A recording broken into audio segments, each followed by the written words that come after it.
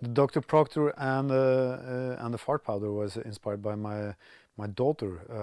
She always asked me to tell stories, and this particular summer she asked me to tell a story that she wanted a little girl to be in the story and a little boy. The boy had to be shorter and smaller than the girl because she doesn't like big boys that much. And she also wondered if there could be a dinosaur in it and a mad professor. I said I'm not too sure about the dinosaur, but I can come up with a pretty mad professor. And I also asked her, actually I more or less begged her if there could be some farting in the story.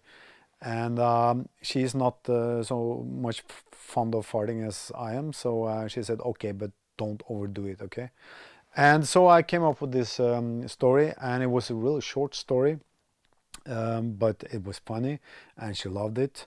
And a couple of days later, I thought that this character, this small boy, this really small boy, he's got a sort of Elvis look, Elvis hairstyle with sideburns, although he's just a small boy, and freckles. And I really like that guy. In Norwegian, he's called Bulle. In the English edition, it's Nilly. And I thought that, okay, I have to make a story with this little boy and his friend Lise and the mad professor Dr. Proktor. And he has invented a powder that makes people fart. It was originally, he tried to invent something that would stop people farting. For example, if they went to parties and to funerals and so on.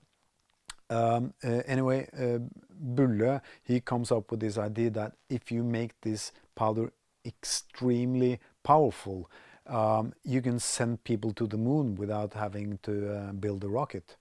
And these three people, Dr. Proktor and Nilly and Lise, they're just beautiful friends, and they're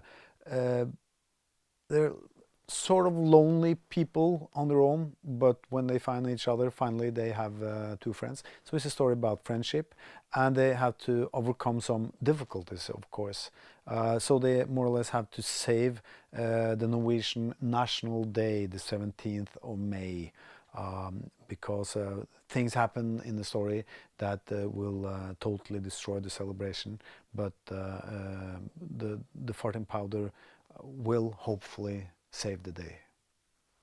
After the Dr. Proktor's farting powder was released, the friends of my daughter, they were really impressed with the story, you know, and they came to her at school and told her that she really loved the story, and that they had heard that she had been, you know, part of the making of the book.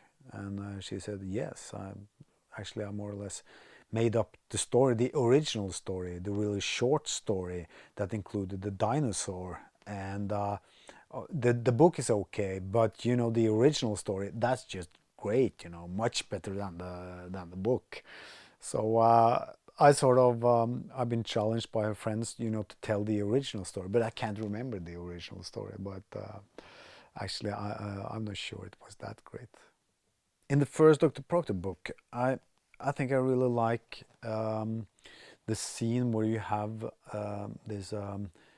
the teacher, Miss Strobe, and she can relate to this little boy who is, you know, he's a fast talker and he's a clever talker, and he's a little too smart for his own good. But this sort of strict and a bit angry and scary teacher, she really falls in love with this little boy, and she's trying to hide it, how much she likes him. So she's talking hard to him, but she's having a hard time not laughing at him, because he's a real funny guy. And I like that scene, you know, this teacher who tries to save face, or tries to stay angry and serious, and this guy who melts her heart.